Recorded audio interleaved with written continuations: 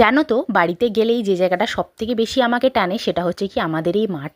আমাদের গ্রামের মাঠটা না খুব সুন্দর, চারিদিকে সবুজ আর সবুজ। চলো তোমাদেরকে দেখাই।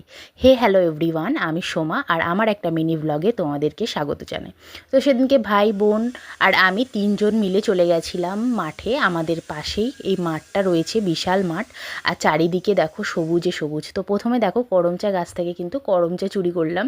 তো চুরি না, ওটা আমাদের চেনা জানা একটা কাকিমার গাছ, তো আমাদের বলেছিল পারতে, তাই পেরেছি। আর তারপরে দেখো এই দেখো জঙ্গলের যে বুনো জাম হয় না, সেই বুনো জাম পেরে খেলাম। তো আগে না খুব খেতাম, আর বেশি সময় এই মাঠেই পড়ে থাকতাম, মানে সব সময় সকাল বিকেল মাঠে ঘুরতে যাওয়া, মানে এটা একটা আমার আকর্ষণের এই কারণ যে আমি ছোটোবেলা থেকে এর মধ্যে থেকেই মানুষ হয়েছি। এখন যেন এই ইট কাঠ পাথরের জঙ্গল আমার পছন্দ না, আমার কিন্তু এই রকম সবুজ চারিদিকে আর এই রকম দেখো নিস্তব্ধতা, এটাই খুব ভালো লাগে। তো এবার আমরা চলে এসেছি খেজুর পাড়তে, আর দেখো কত খেজুর পেরেছি, কত খেজুর। আর এই লাল এই হলুদ হলুদ ফলগুলোকে বলে ফ্রুটি ফল, যেগুলো খেতে অনেকটা টক টক হয়। আর এই পুকুরটা জানো তো ছিল এক সময় পদ্ম পুকুর, এখন দেখো কি অবস্থা হয়ে গেছে।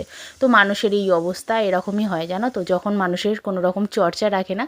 তো এরকমই মানুষ বলো আর প্রকৃতি বলো, যাই বলো, যদি তুমি যত্ন না করো তো যত্নের অভাবে সব জিনিসই কিন্তু এরকম নষ্টই হয়ে যায়। আর এখানে দেখো আমরা শাক তুলছি, এটা কী শাক তোমরা জানলে কমেন্ট করে জানিও। তো আজকের মিনি ব্লগটা এই পর্যন্তই, টাটা।